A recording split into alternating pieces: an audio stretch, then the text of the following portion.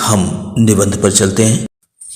आज बड़े आनंद का दिन है कि छोटे से नगर बलिया में हम इतने मनुष्यों को एक बड़े उत्साह से एक स्थान पर देखते हैं। इस अभागे आलसी देश में जो कुछ हो जाए वही बहुत है। हमारे हिंदुस्तानी लोग तो रेल की गाड़ी हैं। यद्यपि फर्स्ट क्लास, सेकंड क्लास आदि गाड़ी बहुत अच्छी अच्छी और बड़े महसूल की इस ट्रेन में लगी है, पर बिना इंजन सब नहीं चल सकती। वैसे ही हिंदुस्तानी लोगों को कोई चलाने वाला हो तो ये क्या नहीं कर सकते। इनसे इतना कह दीजिए, का चुप साधे रहा बलवाना। फिर देखिए ना, हनुमान जी को अपना बल कैसे याद आता है। सो बल कौन याद दिलावे? या हिंदुस्तानी राजे महाराजे, नवाब रईस या हाकिम? राजे महाराजों को अपनी पूजा, भोजन, झूठी गप से छुट्टी नहीं। हाकिमों को कुछ तो सरकारी काम घेरे रहता है, कुछ बाल घोड़दौड़ थिएटर में समय लगा, कुछ समय बचा भी तो उनको क्या गरज है कि हम गरीब काले गंदे आदमियों से मिलकर अपना अनमोल समय खोएं। बस वही मसल रही, तुम्हें गैरों से कब फुर्सत, हम अपने गम से कब खाली। चलो बस हो चुका मिलना, न हम खाली न तुम खाली। पहले भी जब आर्य लोग हिंदुस्तान में आकर बसे थे, राजा और ब्राह्मणों के जिम्मे ये काम था कि देश में नाना प्रकार की विद्या और नीति फैलावें। और अभी भी ये लोग चाहें तो हिंदुस्तान प्रतिदिन क्या प्रतिक्षण बढ़े, पर इन्हीं लोगों को निकम्मेपन ने घेर रखा है। हम नहीं समझते कि इनको लाज भी क्यों नहीं आती कि उस समय में जबकि इनके पुरुषों के पास कोई भी सामान नहीं था, तब उन लोगों ने जंगल में पत्ते और मिट्टी की कुटिया में बैठकर बांस की नालियों से जो तारा ग्रह आदि बेच कर उनकी गति लिखी है वो ऐसी ठीक है कि 16 लाख रुपए के लागत की विलायत में जो दूरबीन बनी है उससे उन ग्रहों को बेद करने में भी वही गति ठीक आती है। और जब आज इस काल में हम लोगों को अंग्रेजी विद्या के और जनता की उन्नति से लाखों पुस्तकें और हजारों यंत्र तैयार हैं, तब हम लोग निरी चुंगी के कतवार फेंकने की गाड़ी बन रहे हैं। ये समय ऐसा है कि उन्नति की मानो घोड़दौड़ हो रही है। अमेरिकन, अंग्रेज, फ्रांसीस आदि तुर्की, ताजी सब सरपट दौड़े जाते हैं। सबके जी में यही है कि पाला हम ही पहले छू लें। उस समय हिंदू काठियावाड़ी खाली खड़े खड़े टॉप से मिट्टी खोदते हैं। इनको औरों को जाने दीजिए, जापानी टट्टुओं को हाँपते हुए दौड़ते देखकर भी लाज नहीं आती।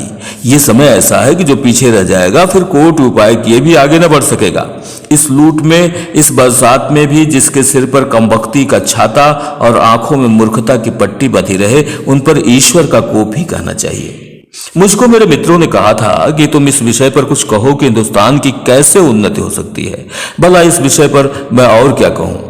भागवत में एक श्लोक है, नृदेह माद्यं सुलभं सुदुर्लभं प्लवं सुकल्पम गुरु कर्णधारम मयानुकूलेन नभ स्वतेरितं पुमान भवाग्धिं न तरेत स आत्महा।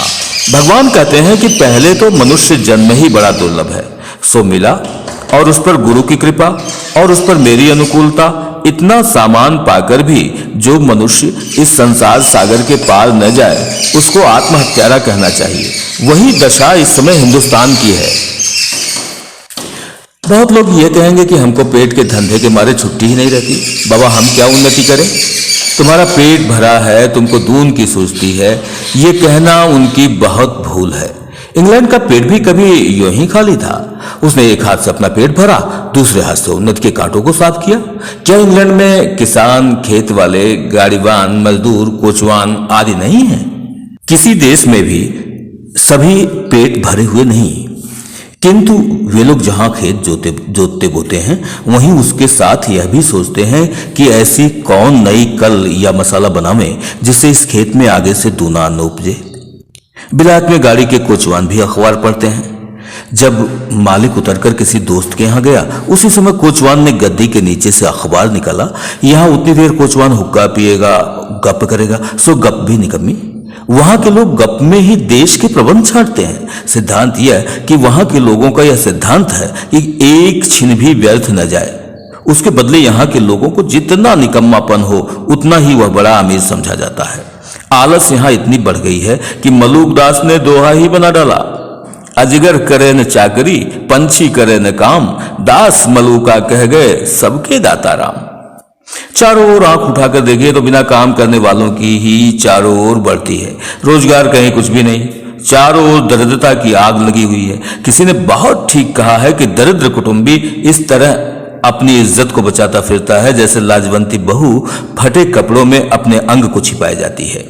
वही दशा हिंदुस्तान की है। मर्दमशुमारी का रिपोर्ट देखने से स्पष्ट होता है कि मनुष्य दिन दिन यहाँ बढ़ते जाते हैं और रुपया दिन दिन कमती होता जाता है। सो अब बिना ऐसा उपाय किए काम नहीं चलेगा कि रुपया भी बढ़े और वह रुपया बिना बुद्धि बढ़े न बढ़ेगा। भाइयों, राजा महाराजाओं का मुंह मत देखो, मत यह आशा रखो कि पंडित जी कथा में ऐसा उपाय बताएंगे कि देश का रुपया और बुद्धि बढ़े। तुम आप ही कमर कसो, आलस छोड़ो। कब तक अपने को जंगली, हूस, मूर्ख, बोधे, डरपोक ने पुकरवाओगे? दौड़ो। इस घुड़दौड़ में जो पीछे पड़े तो फिर कहीं ठिकाना नहीं। फिर कब राम जनकपुर ही हैं। अब की पीछे पड़े तो फिर रसातल ही पहुंचोगे। अब भी तुम लोग अपने को न सुधारो तो तुम ही रहो। और वह सुधारना भी ऐसा होना चाहिए कि सब बात में उन्नति हो, धर्म में, घर के काम में, बाहर के काम में, रोजगार में, शिष्टाचार में, चाल चलन में, शरीर में, बल में, समाज में, युवा में, वृद्ध में, स्त्री में, पुरुष में, अमीर में, गरीब में, भारत वर्ष की सब अवस्था, सब जाति, सब देश में उन्नति करो। सब ऐसी बातों को छोड़ो जो तुम्हारे इस पथ के कंटक हो। चाहे तुम्हें लोग निकम्मा कहें या नंगा कहें, क्रिस्तान कहें या भ्रष्ट कहें, तुम केवल अपने देश की दीन दशा को देखो और उनकी बात मत सुनो। अपमानं पुरस्कृत्यं मानं कृत्वा तु पृष्ठतः स्वकार्य साधयेत धीमान कार्य ध्वंसो ही मूर्खता। जो लोग अपने को देश हितैषी लगाते हों वह अपने सुख को होम करके, अपने धन और मान का बलिदान करके कमर कस के उठो। देखा देखी थोड़े दिन में सब हो जाएगा। अपने खराबियों के मूल कारणों को खोजो। कोई धर्म की आड़ में, कोई देश की चाल की आड़ में, कोई सुख की आड़ में छिपे हैं। उन चोरों को वहां से पकड़ कर लाओ, उनको बांध बांध कर कैद करो। इस समय जो जो बातें तुम्हारे उन्नति पथ की काटा हों उनकी जड़ खोद कर फेंक दो। अब यह प्रश्न होगा कि भाई हम तो जानते ही नहीं कि उन्नति और सुधरना किस चिड़िया का नाम है, किसको अच्छा समझे, क्या लें क्या छोड़ें। तो कुछ बातें जो शीघ्रता से मेरे ध्यान में आती हैं उनको मैं कहता हूं, सुनो। सब उन्नतियों का मूल धर्म है। सबसे पहले धर्म की उन्नति करनी उचित है। देखो, अंग्रेजों की धर्म नीति राजनीति परस्पर मिली है, इससे उनकी दिन दिन कैसे उन्नति है उनको जाने दो। अपने ही यहां देखो, तुम्हारे यहां धर्म की आड़ में नाना प्रकार की नीति, समाज गठन, वैद्यक आदि भरे हुए हैं। दो एक मिसाल सुनो। यही तुम्हारा बलिया का मेला और यहाँ यह स्थान क्यों बनाया गया है, जिसमें जो लोग कभी आपस में नहीं मिलते, 10-10, 5-5 कोस से वे लोग एक जगह एकत्र होकर आपस में मिलें, एक दूसरे का दुख सुख जाने, गृहस्थी के काम की वह चीजें जो गांव में नहीं मिलती यहां से ले जाएं। एकादशी का व्रत क्यों रखा है? जिससे महीने में 2 उपवास से शरीर शुद्ध हो जाए। गंगा जी नहाने जाते हैं तो पहले पानी सिर पर चढ़ाकर तब पैर पर डालने का विधान क्यों है? जिससे तलुए से गर्मी सिर में चढ़कर विकार न उत्पन्न करे। दिवाली इसी हेतु है कि इसी बहाने साल भर में एक बेर तो सफाई हो जाए। होली इसी हेतु है कि बसंत की बिगड़ी हवा स्थान स्थान पर अग्नि जलने से स्वच्छ हो जाए। यही त्योहार ही तुम्हारी म्युनिसिपैलिटी है। ऐसे सब पर्व, सब तीर्थ व्रत आदि में कोई हिकमत है। उन लोगों ने धर्म नीति और समाज नीति को दूध पानी की भांति मिला दिया है। खराबी जो बीच में भई है वह यह है कि उन लोगों ने ये धर्म क्यों मान लिए थे, इसका लोगों ने मतलब नहीं समझा और इन बातों को वास्तविक धर्म मान लिया। भाइयों, वास्तविक धर्म तो परमेश्वर के चरण कमल का भजन है। ये सब तो समाज धर्म है जो देश काल के अनुसार शोधे और बदले जा सकते हैं। दूसरी खराबी यह हुई है कि उन्हीं महात्मा बुद्धिमान ऋषियों के वंश के लोगों ने अपने बाप दादों का मतलब न समझकर बहुत से नए नए धर्म बनाकर शास्त्रों में धर दिए। बस सभी तिथि व्रत और सभी स्थान तीर्थ हो गए। सो इन बातों को अब एक बेर आंख खोलकर देख और समझ लीजिए कि फलानी बात उन बुद्धिमान ऋषियों ने क्यों बनाई, और उनमें जो देश और काल के अनुकूल और उपकारी हों उनको ग्रहण कीजिए। बहुत सी बातें जो समाज विरुद्ध मानी जाती हैं किंतु धर्म शास्त्रों में जिनका विधान है उनको चलाइए। जैसे जहाज का सफर, विधवा विवाह आदि। लड़कों का छोटेपन में ब्याह करके उनका बल, धीरज, आयुष सब मत घटाइए। आप उनके माँ बाप हैं या शत्रु हैं, वीर्य उनके शरीर में पुष्ट होने दीजिए। नून तेल लकड़ी की फिक्र करने की बुद्धि सीख लेने दीजिए, तब उनका पैर काट में डालिए। कुलीन प्रथा, बहुविवाह आदि को दूर कीजिए। लड़कियों को भी पढ़ाइए किंतु इस चाल से नहीं जैसे आजकल पढ़ाई जाती हैं, जिससे उपकार के बदले बुराई होती है। ऐसी चाल से उनको शिक्षा दीजिए कि वह अपना देश और कुल धर्म सीखें, पति की भक्ति करें और लड़कों को सहज में शिक्षा दें। नाना प्रकार के मत के लोग आपस में बैर छोड़ दें। यह समय इन झगड़ों का नहीं। हिंदू, जैन, मुसलमान सब आपस में मिलिए। जाति में कोई चाहे ऊंचा हो चाहे नीचा हो, सबका आदर कीजिए। जो जिस योग्य हो उसे वैसा मानिए। छोटी जात के लोगों का तिरस्कार करके उनका जी मत तोड़िए। सब लोग आपस में मिलिए। अपने लड़कों को अच्छी से अच्छी तालीम दो। पेंशन और वजीफा या नौकरी का भरोसा छोड़ो। लड़कों को रोजगार सिखलाओ, विलायत भेजो।